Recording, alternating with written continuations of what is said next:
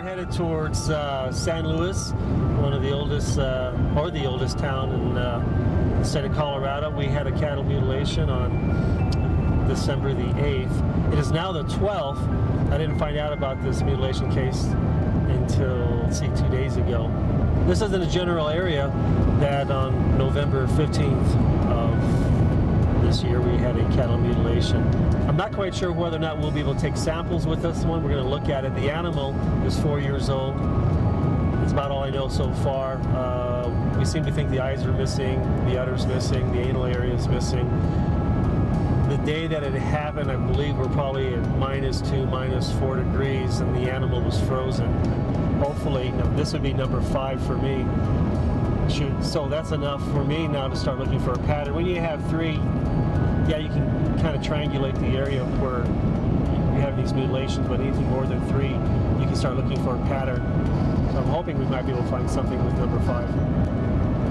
My son Chuck, who's on leave from Afghanistan, he's out for another week or so. We're bringing him out so we can take a look at this firsthand and maybe have some fresh eyes on one of these cases and come up with some new ideas and new thoughts on what we need to do when doing an investigation.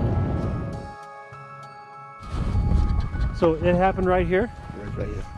Oh, just laying right here? Yeah. And you didn't see any type of marks where the animal was struggling?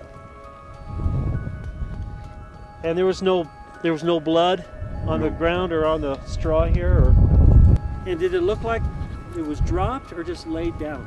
Just laid down. Have you seen any wolves? No, there's no wolves here. Have you seen any mountain lions? No. Okay, just coyotes? Coyotes, yeah, that's about it.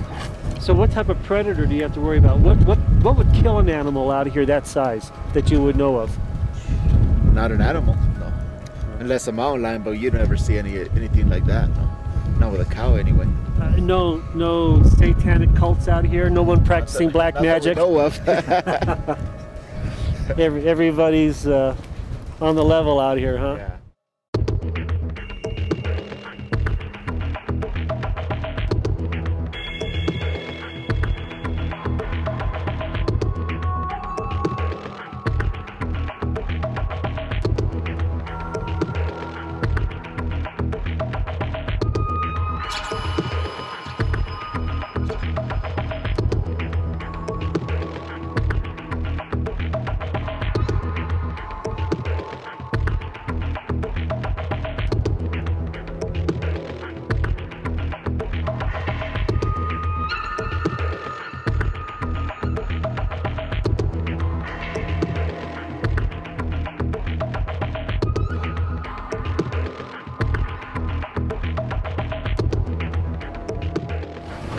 This is similar to the Garin cow that was in March, where the whole udder area was taken out completely.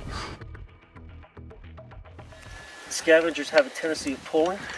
And you can see where, that's why I'm getting them close though, the cameras where the cuts are pretty clean. I don't see any dark marks around the edges like as if it was cauterized, meaning like a laser cut. But it was definitely cut around the edges. It's really hard to say what's actually causing it. You know, we know from talking with the ranchers that it's not predators, because you know what a predator kill looks like. Wow, that's the first time that's happened. See that? I am really getting, it's really pegging here.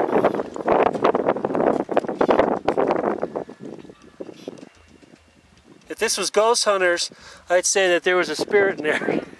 So we're getting electromagnetic field coming from this area. Is there a tag in the ear? No.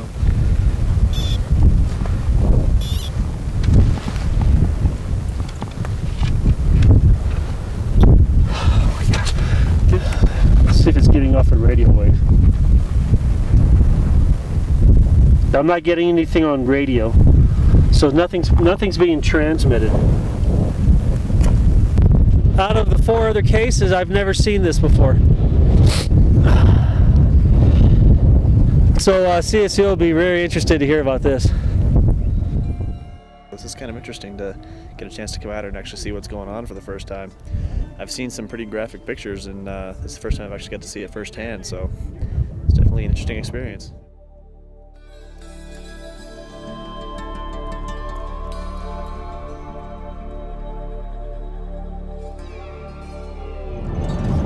One of the most fascinating things about this particular investigation is it was definitely a typical type of cattle mutilation case with the udder removed. And when I was using the tri-field meter on the electromagnetic setting, I was not only just getting minor meter movement, I was actually getting spikes and where the needle was actually buried. This is the first time I've ever seen that.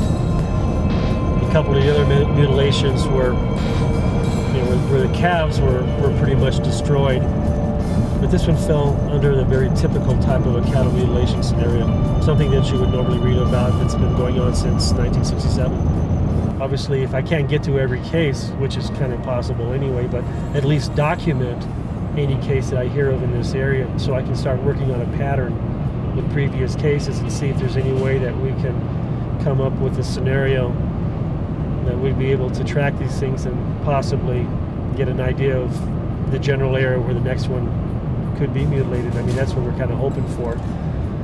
Not only trying to find evidence of why the animal's dying, but maybe we can find some evidence that'll point us into the direction of where the next one will die.